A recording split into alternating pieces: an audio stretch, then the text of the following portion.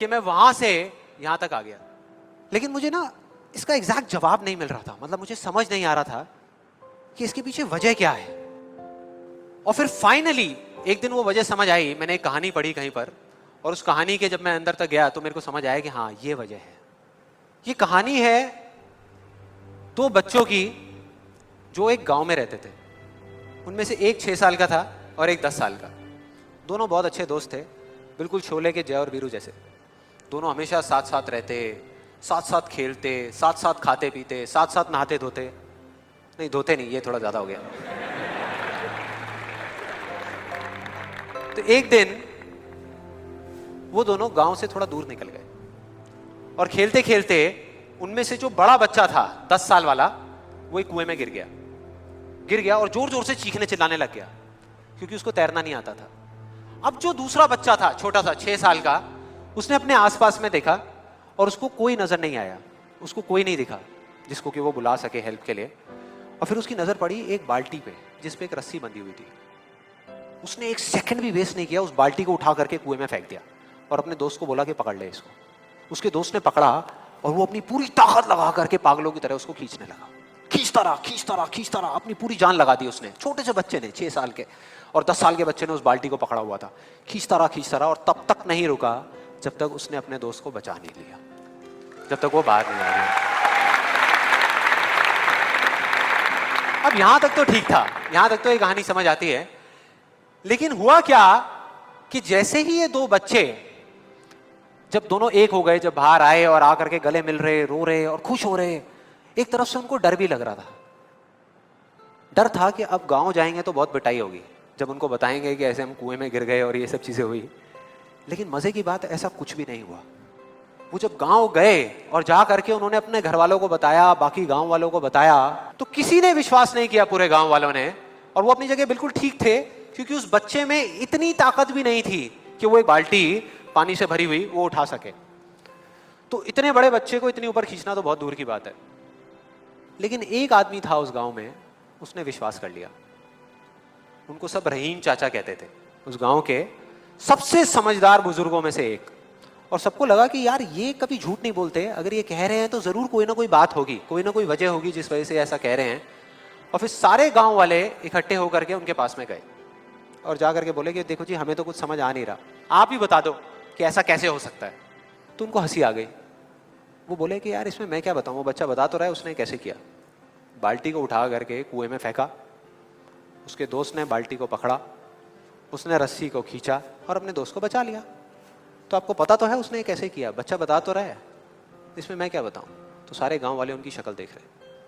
फिर कुछ देर बाद वो बोले कि सवाल ये नहीं है कि वो छोटा सा बच्चा ये कैसे कर पाया, सवाल ये है कि वो ये क्यों कर पाया, कि उसके अंदर इतनी ताकत कहां से आई है।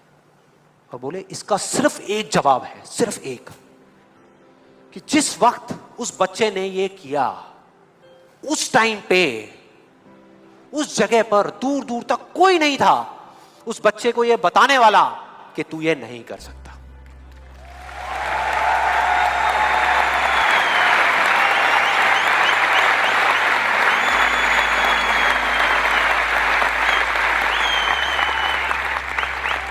बोले कोई नहीं था, कोई नहीं, यहां तक कि वो खुद भी नहीं, वो खुद भी नहीं।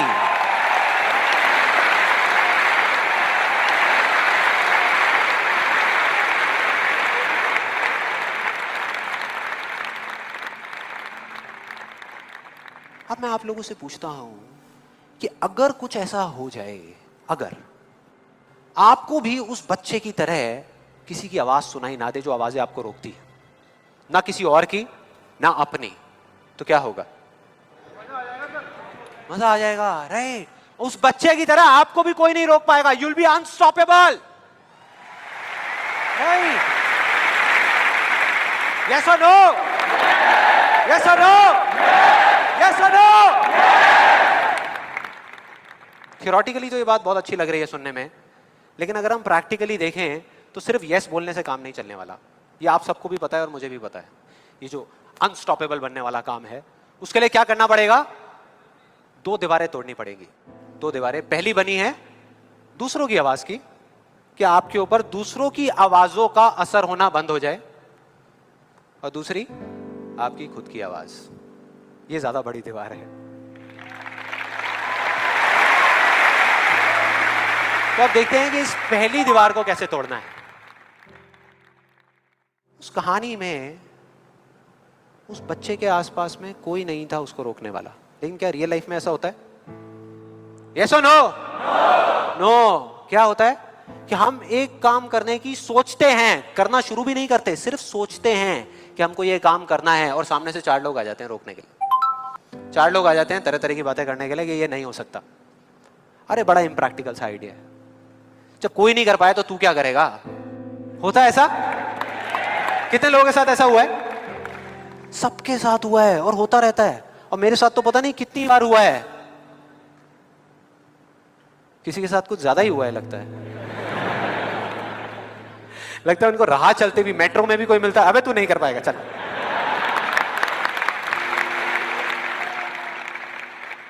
तो अब सवाल ये उठता है कि ऐसे में हम क्या करें?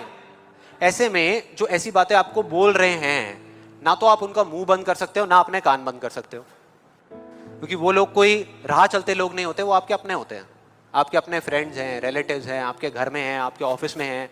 तो मैं आपको ये नहीं बोल सकता कि आप क्या करो ऐसी सिचुएशन में, लेकिन मैं ये बता सकता हूं कि मैं क्या करता था।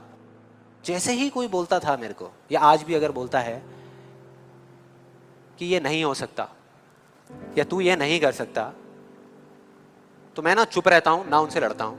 मैं सिर्फ एक वर्ड में उनसे एक सिंपल सा क्वेश्चन पूछता हूं, एक वर्ड में, क्यों? क्यों नहीं कर सकता? क्यों नहीं हो सकता? और जैसे ही मैं ये करता हूं उसके बाद बहुत मजा आता है। आप कभी करके देखना, बहुत मजा आएगा। 90% लोग ऐसे मिलेंगे आपको जिनके पास में इस क्यों का जवाब ही नहीं होगा। जवाब ही नहीं होगा।